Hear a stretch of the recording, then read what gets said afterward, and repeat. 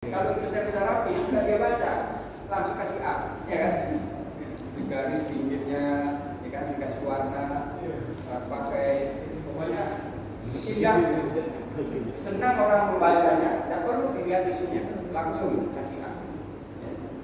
Tapi kalau lihat aja sudah mata berkunang-kunang, nah itu risiko gagal. Cuma ya. Berikutnya adalah umum maupun khusus. Puasa ini ada yang umum, ada yang khusus. Ya. Umum itu misalnya apa? Uruslah harta saya ini, itu umum. Harta kan banyak, dulu urus. Di mana urusnya? Bukan umum. Ya. Kalau khusus, jualkan tanah saya yang ada di situ. Ya. Jadi puasa ada umum, ada khusus. Kemudian prinsip berikutnya adalah terbatas hanya pada apa yang dikuasakan. Untuk melakukan apa puasa ini diberikan, hanya sebatas itu yang bisa dilakukan oleh penerima puasa.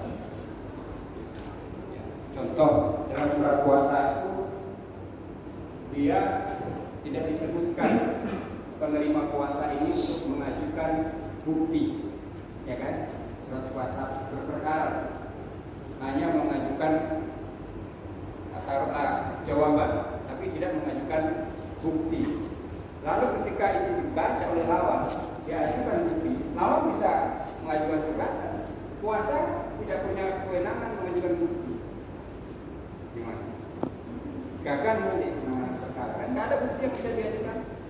Memberi kuasa hanya memberikan kewenangan buat jawaban, tapi tidak membuat mengajukan bukti. Jadi ini perlu diperhatikan, terutama nanti ketika kita memang benar-benar akan menangani satu perkara, supaya apa yang kita kerjakan sebagai penerima kuasa itu atas dasar kewenangan yang ada dalam surat kuasa. Jadi terbatas pada yang dikuasakan. Kemudian yang terakhir, prinsip yang terakhir, disertai dengan hak lain, dapat disertai dengan hak lain. Kita temukan di sini. Siapa? Hak pemberi atau penerima? Biasanya. Hah? Hak penerima. Ya. Penerimanya diberi hak dalam puasa. Apa misalnya hak lain dalam puasa? Hak retensi. Apa itu? Retensi, menahan. Ya. Menahan berkas-berkas milik pemberi kuasa. Ya kan? Karena nggak dibayar. Tujuannya kan retensi itu nanti kalau bisa yang nggak dibayar nih, ada hak retensi di kuasa, nggak saya kembalikan. Apalagi substitusi, ya. Nah, ini substitusi ini nanti tidak ada yang semua, ada yang sebagian. Ya. Ada dalam praktek itu kuasa substitusi seluruhnya. Ternyata di penerima kuasa memberikan substitusi seluruhnya kepada pihak lain. Sidang berikutnya datang di penerima kuasa asal. Lalu dipertanyakan kayak gimana kan sudah memberikan kuasa substitusi seluruhnya. Kalau seluruhnya itu maksudnya apa? Untuk seterusnya dia nggak maju lagi. Jadi harus hati-hati seluruhnya atau sebagian itu punya pengaruh besar. Kalau sebagian mungkin hanya untuk sidang besok, itu sebagian ya, substitusi. Makanya untuk menghindari adanya kuasa substitusi, biasanya penerima kuasa ini lebih dari satu. Ya, kalau misalnya ada beberapa orang, ada satu yang nggak bisa datang ke sidang, yang lain tetap bisa hadir. Jadi tidak dibutuhkan kuasa substitusi. Nah, teman-teman semua, ini adalah prinsip-prinsip puasa yang juga penting diperhatikan manakala nanti kita sampai pada tahapan membuat. Nah, ini jenis sekarang, ya, jenis puasa. Secara umum jenis puasa ini dibagi menjadi berapa? Yang pertama adalah puasa umum, ya, yang tadi umum, mengenai tindakan yang sifatnya umum saja. Bisa nggak dipakai untuk pengadilan? Puasa umum? Nah, oke, itu jawaban sementara ya. Tidak. Karena kita lihat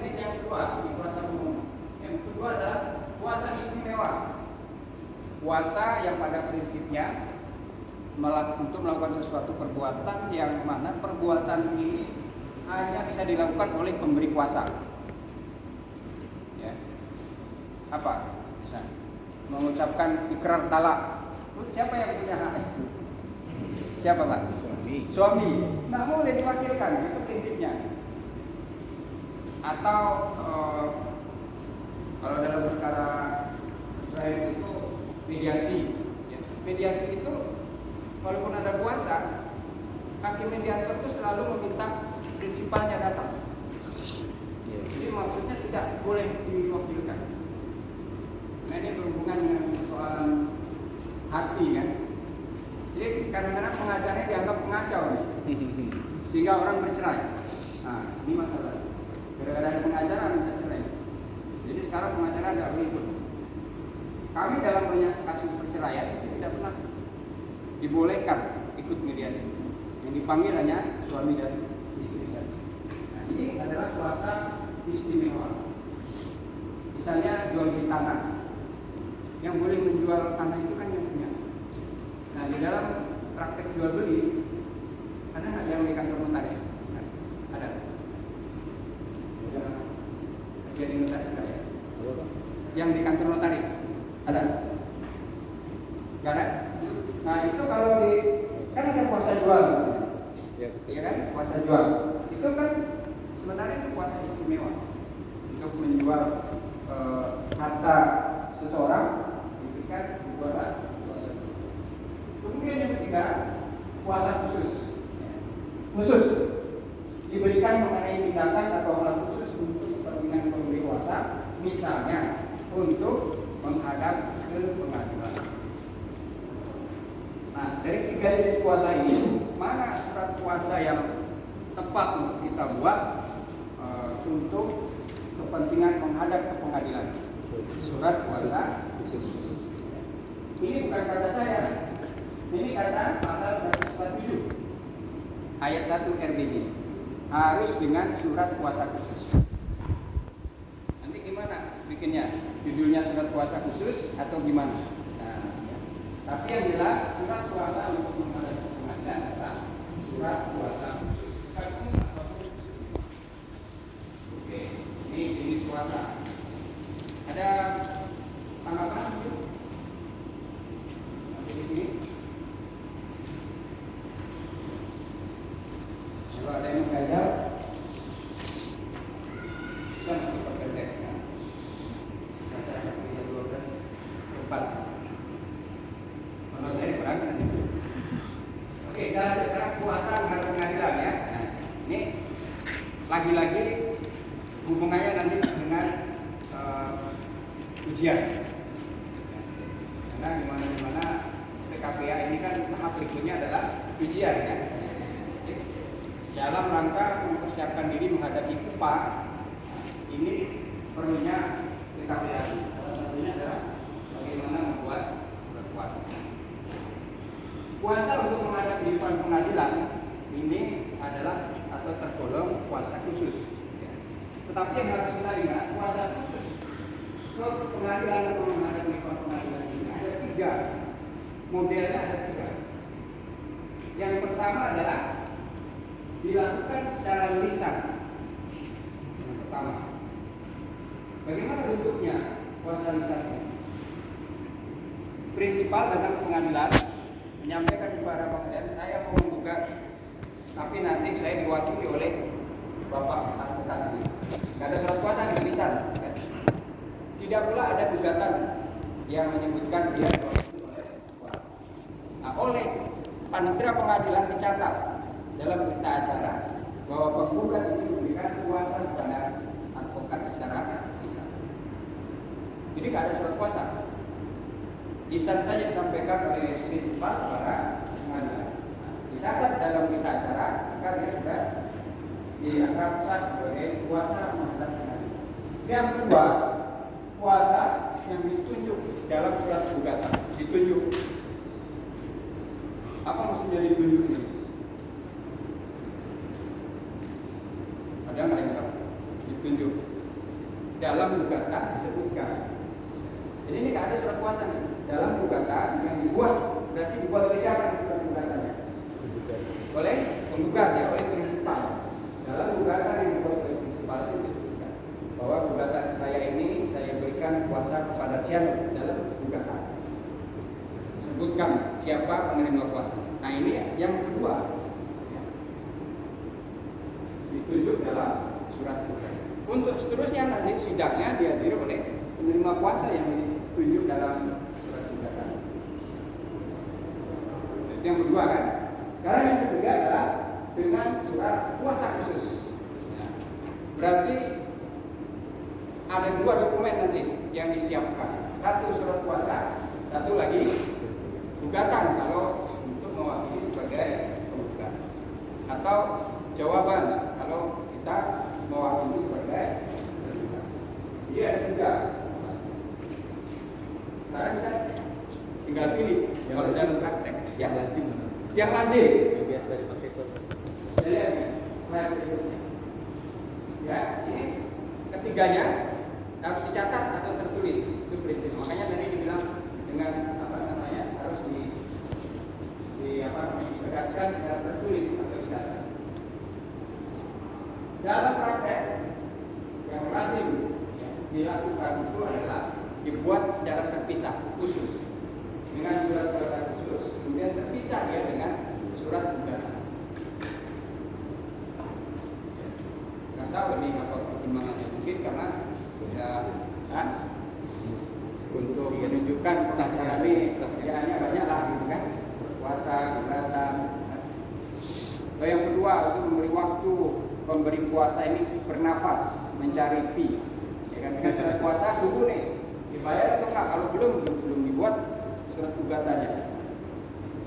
Nah yang lazim itu dibuat secara.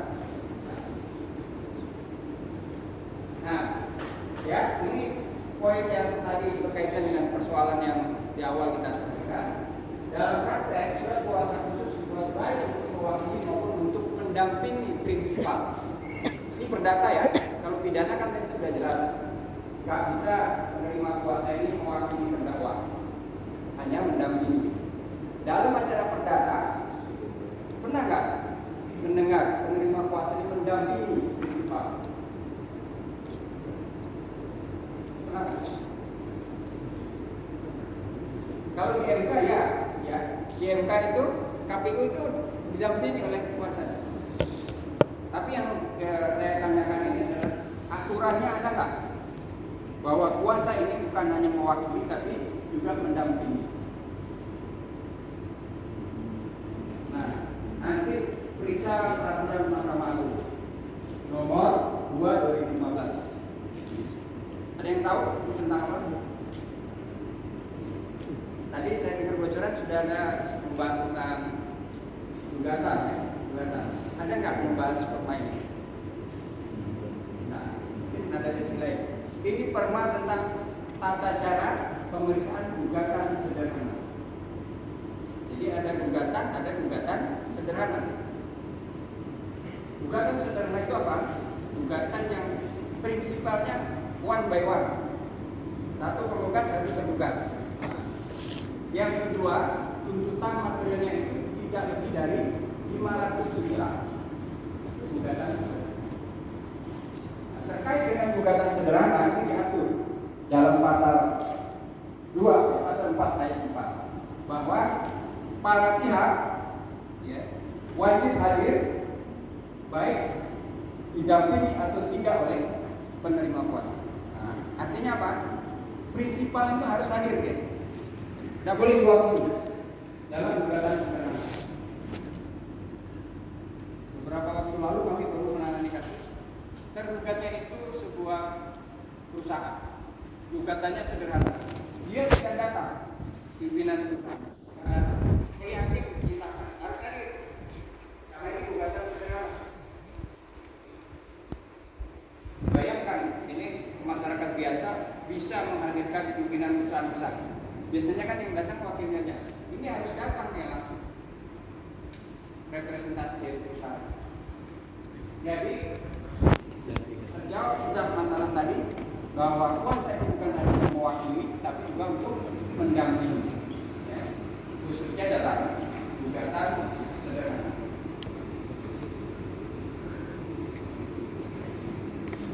Berikutnya kita bahas tentang surat kuasa khusus tadi. Ini makin mungkin ya, pembahasan kita menuju kedua. Kemudian nah, ada syarat wajib, syarat yang mutlak harus dipenuhi dalam surat kuasa. Ini sebenarnya 4, tapi saya tambah ada 5 bonus. Teman-teman saya jadikan 5. Apa yang pertama itu identitas dan kedudukan perannya di surat kuasa khusus. Harus ada para pihaknya itu siapa? Pemberi dan penerima kuasa. Identitas, kalau di perkara tun itu identitas itu ada 4: nama, pekerjaan, kewarganegaraan, alamat. 4 ini harus ada nih kalau kita ke PTUN. Tapi dalam data itu juga nama, pekerjaan, alamat. Oke. Kalau ada 3 ini sudah. Jadi perhatikan nanti identitas ini harus meliputi itu dan kedudukannya sebagai apa para pihak ini dalam kuasa, terutama yang memberi kuasa. Ya. Apakah atas nama badan hukum atau atas nama pribadi atau atas nama kaum, nah, kelompok masyarakat. Ini harus dijelaskan dalam surat kuasa. Kemudian yang kedua, dibuat untuk menghadap di muka pengadilan. Ini harus dieksplisitkan dalam surat kuasa ini, bahwa surat kuasa ini dibuat untuk menghadap di muka pengadilan. Maksudnya bukan pengadilan yang menghadapi, maksudnya menghadap dalam persidangan. Ya. Pengadilan. Berikutnya, pengadilan ini ada kompetensinya absolut dan relatif. Nah, yang harus dicantumkan dalam surat kuasa ini adalah kompetensi relatifnya. Apa itu kompetensi relatif? Kewenangan pengadilan tambah sedikit secara relatif, ya kan? Nah, yang mana secara relatif? Nah, ini kayaknya latihan dia. Kalau kompetensi relatif itu misalnya apa? Ya, pengadilan. Nah, itu menunjukkan kompetensi relatif. Pengadilan negeri Padang relatif. Absolutnya apa? Pengadilan negeri. Ya, maksudnya relatif itu adalah wilayah hukum pengadilan yang mana? Ya kan, pengadilan negeri ada banyak. Ada Padang, ada Batu Sangkar, ada Pariaman dan segala macam. Jadi pengadilan negeri mana itu adalah kompetensi relatif. Maka nanti kita bikin surat kuasa yang diminta itu adalah pengadilan negeri apa, di mana. Misalnya pengadilan agama, nah itu kompetensi absolut. Yang relatif yang harus dibuat pengadilan agama Padang, pengadilan agama Batu Sangkar, itu adalah kompetensi relatif. Harus dicantumkan dalam surat kuasa. Ya. Kenapa harus dicantumkan? Kalau enggak, pengadilan negeri mana? Nah, pengadilan negeri ini ratusan nih di Indonesia. Enggak tahu kita mana satu. Tapi kalau dicantumkan dalam surat kuasa, maka sudah bisa dipastikan kuasa ini diberikan untuk kesana nih. Pengadilan negeri yang ini. Itu kompetensi relatif. Jadi nanti misalnya teman-teman baca soal ada apa namanya sih? Sinopsis apa? Posisi kasus. Ya, posisi kasus, cerita kasusnya. Buat surat kuasa ada soal. Kita harus temukan kompetensi pengadilan dari sisi kompetensi relatif. Kemudian nanti kita bahas gimana caranya satu-satu dari bagian ini. Yang keempat adalah pokok dan objek sengketa yang di perkara. Pokok dan objek sengketa. Pokok sengketa itu sebenarnya ada 2. Apa yang 2 itu? Nah, ini penting nih yang harus kita ambil. Dalam perkara perdata, pokok sengketa itu hanya ada 2. 1, perbuatan melawan hukum. Yang kedua, uang prestasi. Nah, yang itu saja 2. Jadi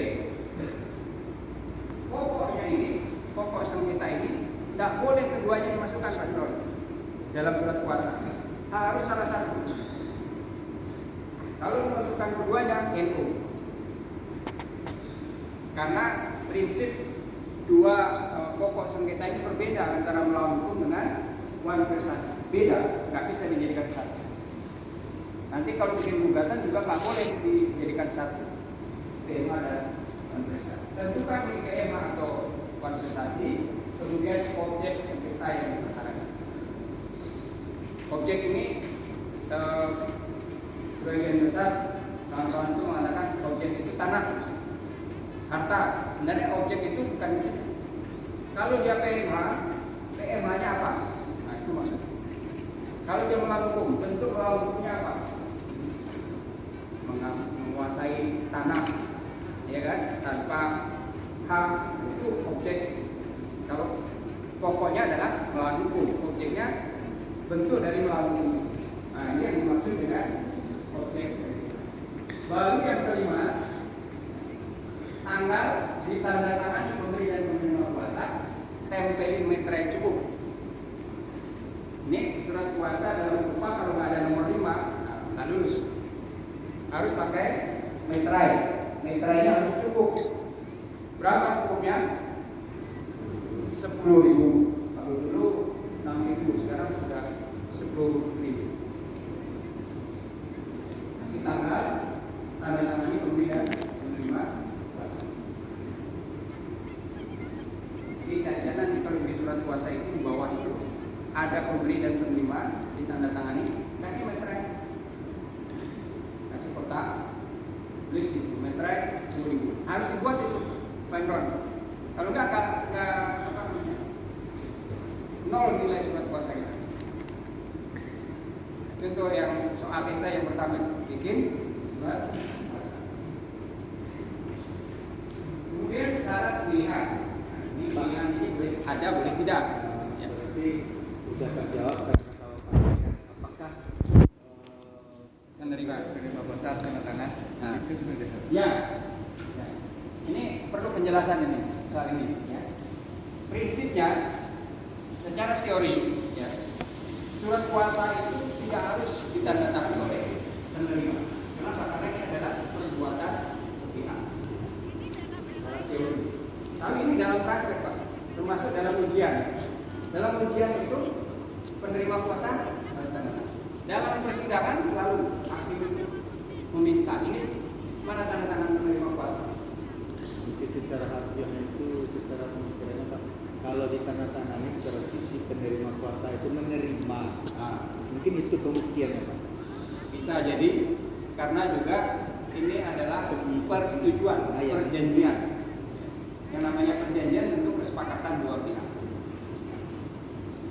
Ya, Kalau si penerima kuasa ini sebagai kan banyak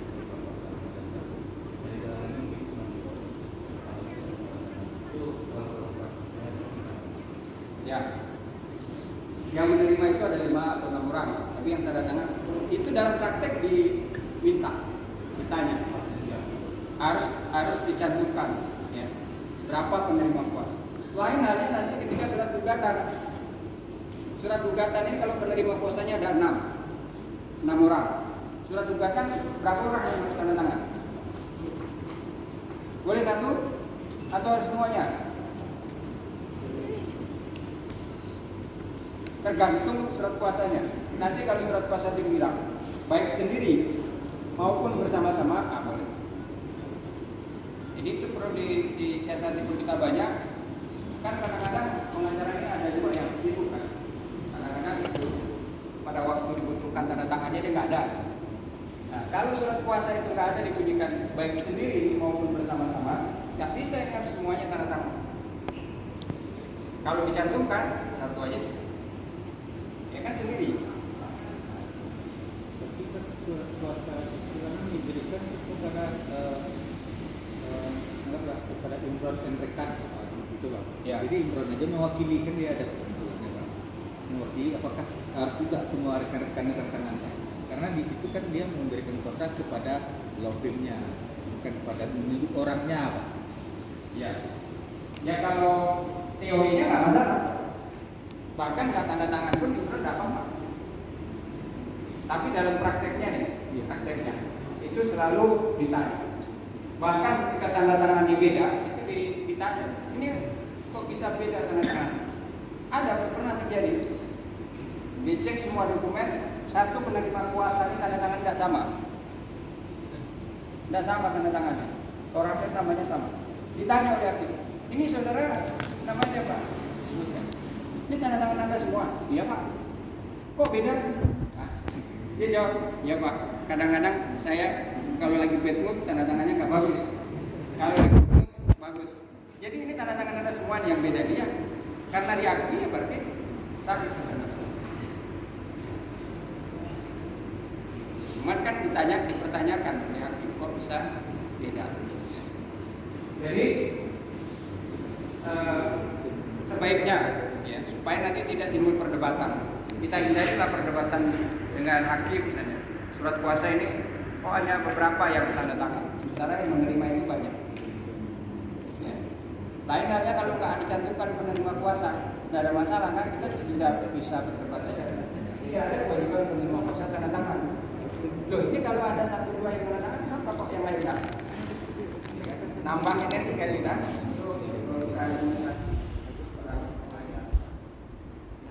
Nah yang diyakini oleh tadi sudah kita bahas bisa ada kuasa substitusi, bisa ada hak retensi, bisa juga dalam bentuk pilihan, bentuknya itu pilihan. Bisa dengan akta otentik, bisa juga dengan akta di bawah tangan. Bawah tangan itu maksudnya dua pihak aja. Tidak harus bawa ke notaris pakai akta, bayar. Akta otentik itu kalau sekarang 500.000 bayar. Yang mendingan di bawah tangan aja sama kok. Kekuatan hukumnya sama. Yang penting pemberi dan penerima tanda tangan. Nanti biasanya didaftarkan ke pengadilan kuasa ini. Sehingga ada teman notaris itu yang lama-kelamaan dia ingin berhenti jadi notaris. Kenapa? Karena banyak pekerjaan itu yang nggak ada lagi. Akta kuasa, bikin surat kuasa dengan akta notaris nggak perlu lagi sekarang. Jual beli, ya kalau jual beli itu kan cukup tanda tangan pembeli dan penjual sudah selesai kan.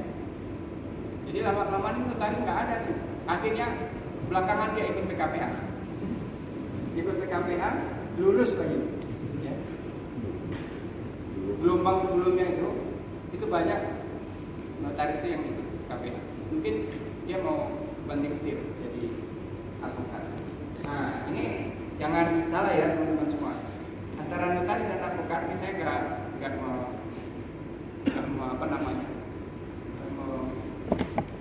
mempengaruhi untuk tidak jadi notaris atau sebaiknya jadi advokat. Notaris itu ada umur pensiunnya. Kalau nggak salah 65 ya. Pensiun ya. Advokat nggak ada. Saya kalau bisa umur 70 nanti pensiun. Sekarang baru 25. 55 ya. Mendekati. Nggak ada pensiunnya. Advokat tuh. Yang kedua, bayaran notaris sudah ditentukan. Fee dia bikin akta itu sudah ditentukan. Tidak boleh lebih, kurang juga nggak boleh. Teman saya ada yang sangat baik hati dia, kalau yang datang temannya dikasih diskon, biaya bikin akta itu, diperiksa, kena denda. Ini nggak boleh dikurangi, nggak boleh dilebihkan. Sudah ada ketentuan, kalau bikin akta nilainya sekian, sekian. Kalau advokat ada nggak batasan fee-nya? Nggak ada. Bahkan mungkin nggak dibayar, kan? Ada yang nggak dibayar, ada yang bayarannya kalau di matematika itu kayak cacing tak terhingga, gitu kan? Nah itu yang kedua. Yang ketiga, notaris itu harus punya kantor. Satu notaris, satu kantornya. Butuh modal. Advokat nggak punya kantor, nggak apa-apa. Stempelnya di kantong celana bisa tidak advokat. Modalnya kecil, jadi advokat. Ya bahkan di satu kantor itu bisa 10, bisa 20 orang advokat bisa di satu kantor. Kalau notaris nggak boleh. Dan yang keempat, nah ini yang keempat, advokat notaris itu warungnya hanya satu. Dia hanya bisa berkantor di kabupaten kota, satu kabupaten atau kota. Advokat, panjang dia punya modal bikin kantor dimanapun, dia bisa buat. Jadi mana yang banyak penghasilannya, yang warungnya banyak atau yang hanya satu? Kalau prinsip orang mengalir, makin banyak warungnya makin banyak penghasilannya. Di sini ada, di sana ada. Budiman ada di mana-mana. Warung rumah makan mama ada di mana-mana. Nah, banyak penghasilan. Itu kalau membandingkan. Akhirnya jangan-jangan karena itu teman saya ini mau banting setir jadi advokat. Maka ini ada yang ASN nggak? Ada? Nggak ada ya? Bahkan tuh di sebelumnya itu banyak yang pensiunan, mau pensiun polisi banyak, pensiun hakim Malaysia, ikut ke KPA mau jadi advokat. Nah itu kompetitor kita, saingan kita. Saya lihat ini semua kan masih muda-muda ya, jadi berwarna sekali profesi advokat. Baik, kita lanjut ya. Belum berhenti. Teknik. Nah, kita mulai nih ya. Bagaimana menyusun surat kuasa? Langkah-langkahnya. Ini mudah-mudahan resep ini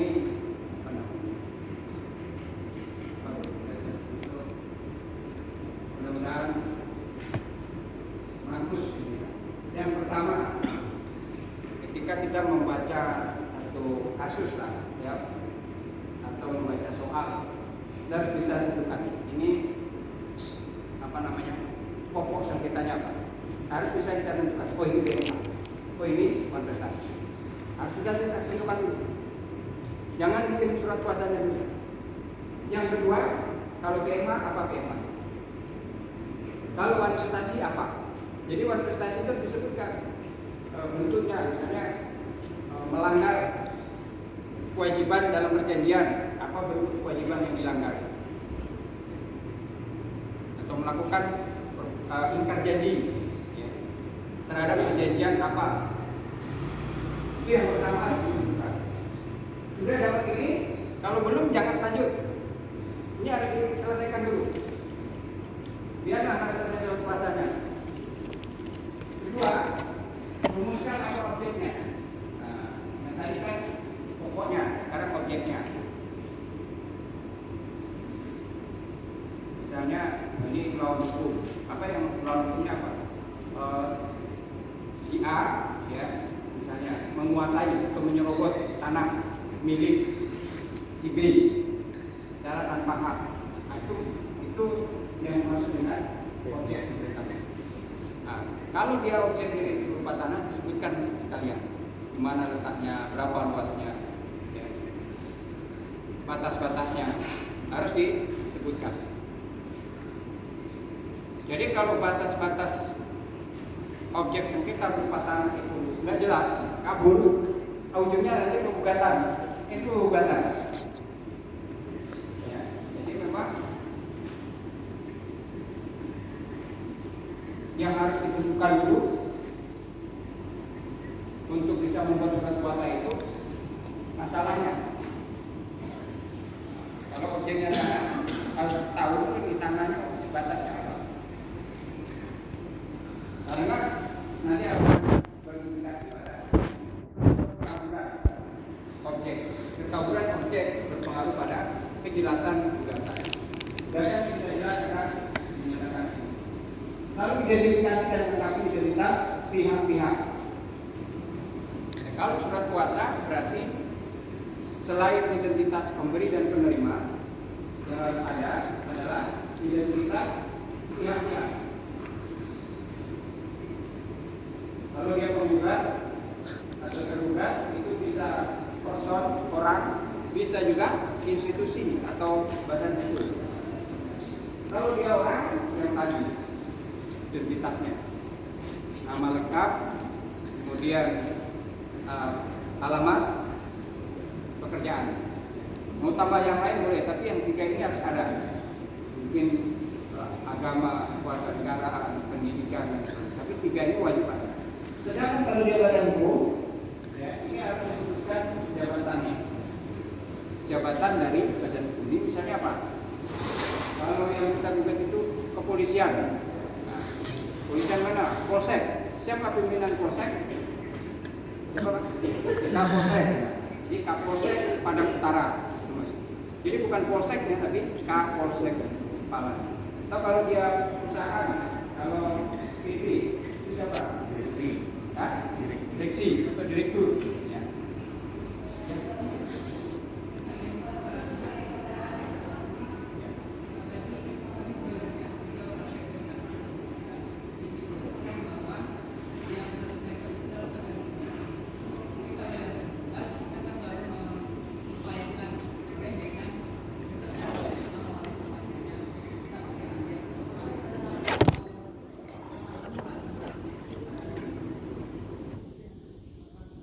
Dalam surat kuasa.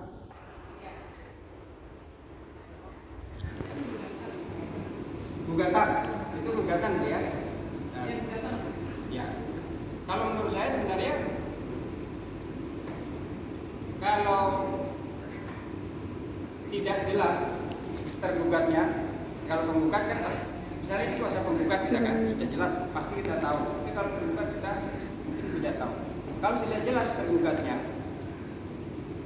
dikhawatirkan nanti bisa error ini persona, salah subjek tergugatnya. Contoh misalnya namanya, ya namanya Jono kita gugat, padahal Joni. Nah, itu baru nama. Ya, kemudian alamatnya. Jadi sebaiknya untuk menghindari gugatan ibu NO harus jelas subjek, baik penggugat maupun tergugat, kedudukannya. Jadi harus kita cari tahu. Tapi kalau di dalam sinopsis itu nggak disebutkan namanya, bikin aja A, misalnya, tergugat A sebagai mama kepala waris gempa. Ada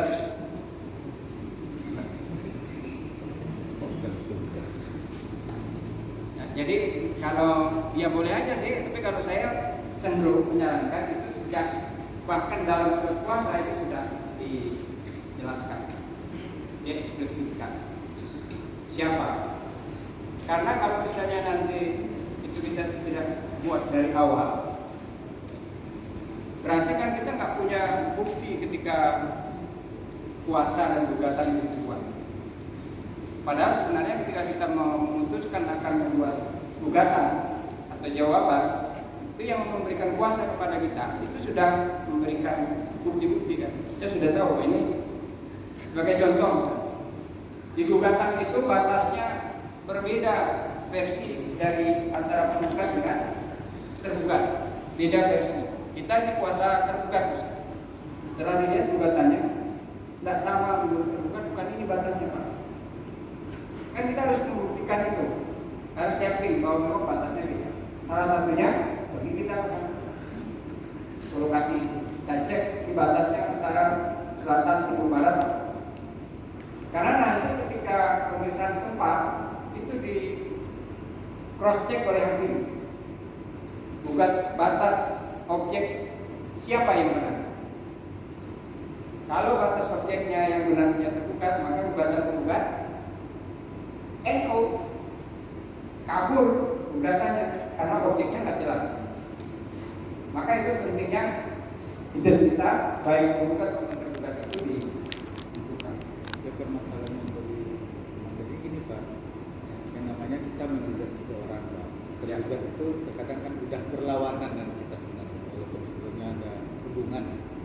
Ini berlawanan karena penyebutan atau apa. Cuma kita tahu namanya itu, kita tahu nama Pak, cuma nama panggilannya. Panggilannya, tapi secara nama KTP mungkin kita tidak tahu Pak. Nah, itu kan bisa, ya itu yang ditanya di apakah akan terjadi surat itu kabur dengan perkara ini. Iya. Karena kita mungkin nih, saya nama hari penggugat, kan mungkin Pak. Ya memang itu tantangannya ya, kalau kita bikin surat kuasa bikin gugatan. Kalau kita nggak dapat juga data itu, kan sebaiknya dapat ya, nama lengkap itu dapat. Kalau nggak juga dengan apa adanya itu ya nggak ada masalah. Paling-paling nanti NO. Paling NO. Tapi jangan kecewa bapak teman-teman semua. Kalau NO, kenapa? Kan itu nanti tergugat itu kan membuat jawaban. Tergugat salah nih, bukan dia ini. Dia kasih itu datanya, ya kan? Biasanya ulang lagi, ya kan? Tanda lagi kontrak. Kan? Ya kan masalahnya kita sekarang ini misalnya kita mau menggugat, penggugat kasih data ini, sudah nggak ada nih, tidak jelas siapa tergugatnya, cuma ini pak yang ada, jadi kita pakai. Berarti kita sebagai penerima kuasa tidak ada kewajiban untuk menanyakan kelengkapan identitas si tergugat Pak kepada si penggugat ini. Ya, sesuai data yang dia kasih aja. Ya, tapi kan kita tidak alasan pembuktian itu namanya nggak perlu, biar kita terima aja. Iya, cuman kita kan punya kepentingan. Jangan kalau NU kan itu kitanya kan merasa gimana? Buatan kok NU. Jadi setidaknya yang memberi kuasa itu cari dan ingatnya ini datanya ada nggak, cari tahu dia punya, terutama misalnya dia punya aset nggak tergugat ini. Kalau kita mau membuat orang kan kita harus minta agar tergugat itu cari, penggugat mencari ada nggak asetnya, dia punya harta apa aja, itu perlu juga supaya nanti bisa kita mintakan untuk diletakkan sita. Ya kalau nggak dapat ya kan nggak mungkin nggak dibuat itu katanya, entahlah dibuat. Tapi kalau di dalam apa, itu memang nama lengkap yang diminta itu nama lengkap. Ada teman saya itu yang hampir beberapa kali gugatannya ini, 0 bukti, buktinya 0, dia gugat, gara-gara NO dia dapat bukti, dia gugat lagi, NO lagi, akhirnya menang juga. Tapi setelah beberapa kali gagal. Gitu ya, Bu, ini. Jadi sebaiknya karena ya jangan salah. Supaya sekali jalan selesai. Baik, ada lagi? Bu, jadi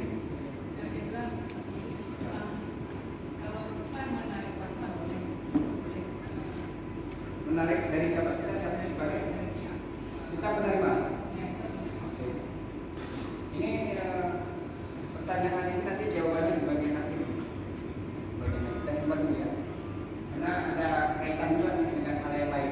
Mulai dan berakhirnya puasa itu sesi materi terakhir. Kita selesaikan dulu yang ini ya. Ada yang keempat, tentukan pengadilan yang berwenang. Tentukan. Ini ada rumusnya kan. Jadi kalau kita bikin surat kuasa, maka ilmu membuat gugatan sudah harus punya. Ilmu membuat gugatan yang benar sudah harus kita punyai untuk bisa membuat surat kuasa yang benar. Ini misalnya menentukan pengadilan yang berwenang. Bagaimana kita menentukan pengadilan yang berwenang?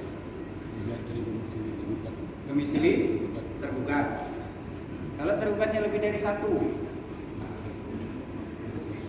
pilih. Kalau berkaitan dengan objek berupa tanah, nah, itu kan maksudnya harus punya ilmu bikin gugatan, sehingga nanti kita bisa tentukan ini pengadilan yang berwenang mana. Kalau nggak kita punya ilmu untuk membuat gugatan, maka kita akan kesulitan menentukan pengadilan yang berwenang dalam membuat surat kuasa. Berikut tentukan perbuatan yang akan dikuasakan. Apa yang kuasanya itu apa? Ya umumnya itu biasanya kuasa itu sampai banding dan kasasi. Sebagai penggugat atau tergugat. Atau bisa juga sampai selesai di tingkat pertama, pengadilan tinggi, boleh. Tergantung kita mau menyepakati dengan pemilik kuasa itu sampai mana. Kemudian nanti di surat kuasa itu yang mau ditentukan itu kalau ini penggugat, ini contoh ya. Kalau penggugat, apa yang mau dikerjakan sebagai penerima kuasa yang harus dibunyikan dalam surat kuasa? Apa kira-kira yang mau dikerjakan? Kita ini sebagai penerima kuasa, sebagai penerima kuasa penggugat, pekerjaannya ngapain? Hah? Mengajukan, ya. Nah, membuat, biasanya itu membuat, menandatangani, mengajukan gugatan. Itu satu. Apa lagi yang dikerjakan?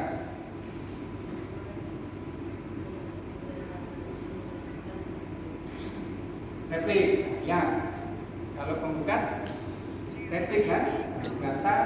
Jadi urutan itu juga perlu diperhatikan. Gugatan, kemudian replik, apa lagi? Nah, itu sudah harus hati-hati. Sesudah replik, duplik. Itu pekerjaan penggugat, duplik. Nah, jangan. Itu punya tergugat kan? Ya. Jadi gugatan, pokoknya poin pokok-pokok yang harus dikerjakan. Gugatan, replik, sesudah replik, nah, pembuktian itu apa? Disebutkan mengajukan bukti-bukti, ya, berupa apa bukti-bukti itu? Surat, saksi, ahli, ya kan? Itu bukti. Kemudian diberikan juga kuasa bisa menolak bukti-bukti lawan. Ya. Sesudah itu kesimpulan. Ya, itu kan urutan. Jadi jangan kemudian terbalik bikin kesimpulan dulu baru gugatan. Jadi urutan pekerjaan sebagai penerima kuasa dalam berperkara itu disebutkan secara urut, secara berurutan. Itu kira-kira yang penting yang dikuasakan. Bahkan mungkin sampai misalnya meminta salinan putusan pengadilan. Ada lagi nggak dalam perkara perdata itu yang harus dilakukan penerima kuasa selain mengajukan gugatan, ya, memohonkan eksekusi, apa lagi? Banding. Nah, berarti ini sampai banding ya, perkara ini ya. Banding, kasasi. Ada lagi? Menerima, ya benar. Menerima jawaban dan duplik dari tergugat. Ada yang lebih penting. Lumayan, ya. Ada yang lebih penting. Yang merupakan tahapan dalam berperkara perdata, pertama dulu mediasi.